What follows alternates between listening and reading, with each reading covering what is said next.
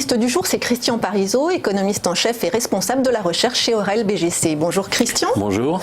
Alors avec vous ce matin, on refait la semaine économique et on commence par la guerre commerciale, évidemment, entre les États-Unis et la Chine qui dure depuis 1 an déjà.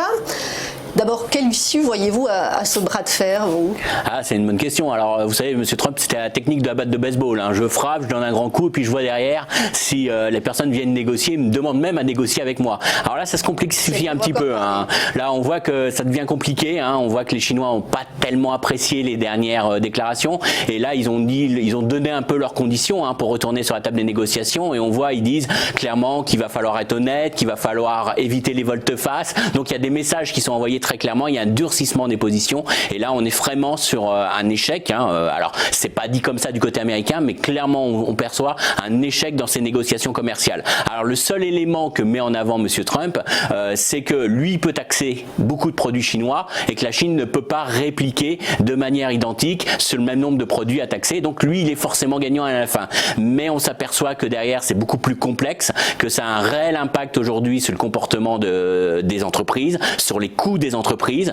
C'est pas neutre, ça sera pas neutre pour l'économie américaine, ça sera pas neutre pour l'économie chinoise et finalement on s'aperçoit que c'est quand même un jeu perdant-perdant pour tout le monde. Donc on espère qu'on va revenir sur la table des négociations, mais là on est vraiment, je dirais, au point aigu où on se dit est-ce qu'il y a est-ce qu'on n'est pas au bord de la rupture et finalement est-ce qu'on n'est pas vraiment sur un durcissement des positions des deux côtés. Alors vous venez de l'évoquer, on va regarder les répercussions côté américain pour commencer, avec des indicateurs économiques en avril qui étaient quand même moyens, on va dire mitigés. Est-ce que du coup la Fed a besoin de baisser ses taux pour maintenir le niveau de croissance américain selon vous ? Voilà, c'est un peu ce qu'anticipent un peu les marchés aujourd'hui, c'est ce qui soutient quand même beaucoup Wall Street. C'est-à-dire que dès qu'on a une peur, on a le pompier de la Powell qui va arriver, qui va éteindre l'incendie. Alors c'est vrai qu'aujourd'hui on s'aperçoit que quand même on est dans une période un petit peu d'incertitude sur l'économie américaine. Alors c'est un peu paradoxal de dire ça, mais on a ces hausses de taxes qui vont plutôt entraîner de l'inflation, mais ça arrive au moment où les banquiers centraux se plaignent qu'ils sont en dessous de leur objectif d'inflation. Donc ça pourrait être un élément plutôt positif, on va dire, quelque part, mais d'un autre côté, c'est pris à un moment où on a énormément d'inquiétudes sur le dynamisme de l'investissement des entreprises. Je prends un exemple, je suis une entreprise américaine, est-ce qu'aujourd'hui je vais investir, sachant qu'il y a une taxe sur un bien d'investissement que je vais acheter à la Chine? Je vais peut-être attendre que les négociations soient passées pour investir et acheter ce bien. Donc il y a un vrai élément de risque de retardement de l'investissement lié à ces incertitudes sur le commerce mondial, sur mes comportements des industriels. Et puis le consommateur, il est finalement fragile quand même. On s'aperçoit qu'en avril, la consommation était pas bonne. Alors le mois de mars était très bon, donc on a eu peut-être un contre-effet sur avril. Faut pas paniquer, mais on voit qu'il y a quand même un risque sur le consommateur avec des entreprises comme Walmart qui nous ont clairement dit hier qu'ils allaient répercuter sur leur prix de vente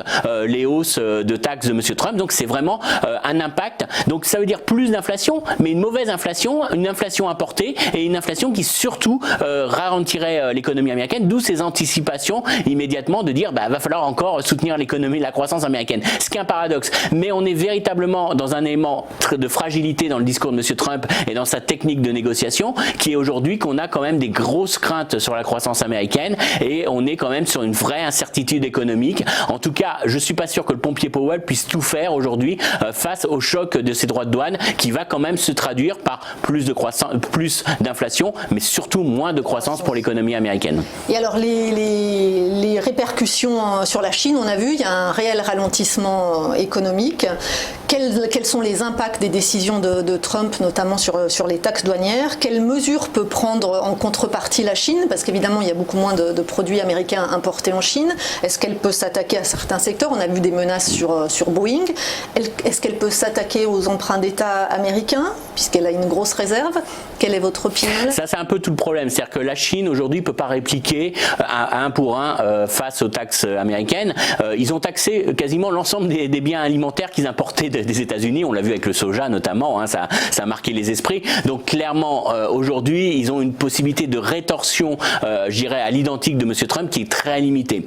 Le débat, et c'est là où c'est aussi un élément qui est en train de dévier et qui inquiète beaucoup, c'est qu'aujourd'hui, la guerre commerciale, elle pourrait se poursuivre sur d'autres terrains. Alors le premier terrain, c'est M. Trump qui l'a ouvert, c'est le terrain juridique. Quand il veut bloquer l'accès au marché des télécoms à Huawei, derrière la Chine peut répliquer et peut par exemple bloquer l'ouverture d'ouverture de magasins de Starbucks ou d'autres autorisations administratives. Donc là, on a une guerre souterraine qui est beaucoup moins visible que de la hausse de droits de douane, mais qui pourrait faire très mal à des entreprises américaines. On sait que Apple est très dépendant dans son chiffre d'affaires de ses ventes en Chine. C'est souvent des moteurs de croissance. On pense à des gens comme Otis, des grands groupes américains qui sont très dépendants du marché chinois. Et donc ça vient à fermer ce marché intérieur chinois. Et ça peut être une des mesures de rétorsion qui sont peut-être moins visibles dans les médias, mais qui sont là.